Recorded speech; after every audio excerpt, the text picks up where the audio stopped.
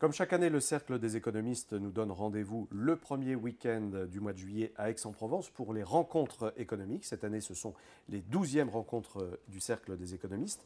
Et Jean-Paul Paulin, eh bien, vous allez traiter cette année du retour d'une société de droit dans la dynamique mondiale. Alors, je rappelle quand même le titre, le thème général de ces 12e rencontres. Et si le soleil se levait aussi à l'ouest, la nouvelle dynamique économique mondiale. Alors, ce retour d'une société de droit dans cette dynamique, est-ce que vous pouvez nous présenter rapidement la problématique de votre session?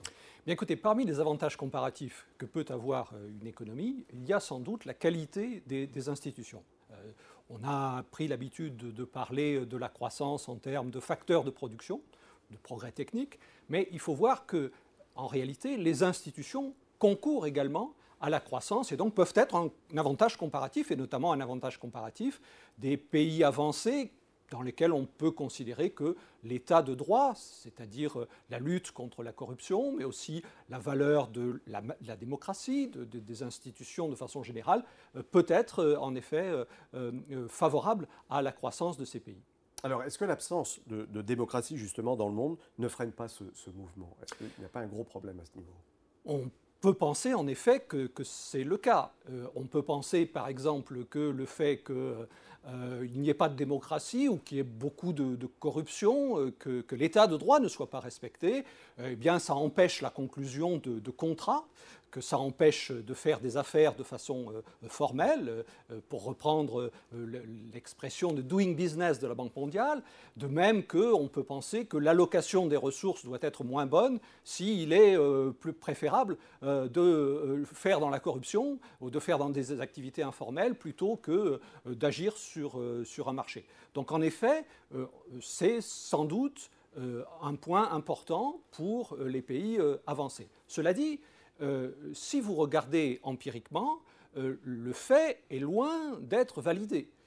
Nous savons qu'il existe des pays émergents qui sont en très forte croissance, qui n'ont pas de démocratie et qui n'ont pas de respect de l'état de droit, dans lesquels la corruption est très développée. C'est le cas notamment de la Chine. Alors, quelle solution justement pour mettre fin à ces pratiques condamnables?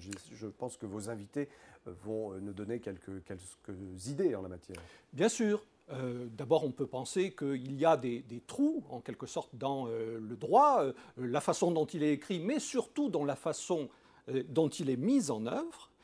Et ceci, évidemment, envoie la balle à la juridiction internationale. Et c'est la raison pour laquelle une partie des invités seront des juges internationaux, notamment il y aura le président du tribunal du droit de la mer, et peut-être aussi qu'il faut s'interroger plus profondément sur le fait que la corruption répond à des incitations et que donc il ne suffit pas de dire il faut que nous ayons de bonnes règles de droit et il faut qu'elles soient bien appliquées pour autant faire disparaître la corruption et ce qui va avec. Est-ce que vous pouvez nous donner quelques noms d'intervenants à votre session? Oui, bien sûr. Il y aura Stephen Breyer, qui est président à la Cour suprême des États-Unis. Il y aura le juge Abraham, qui, lui, est membre de la Cour internationale de justice. Il y aura aussi, comme je viens de le dire, le président du tribunal international sur le droit de la mer.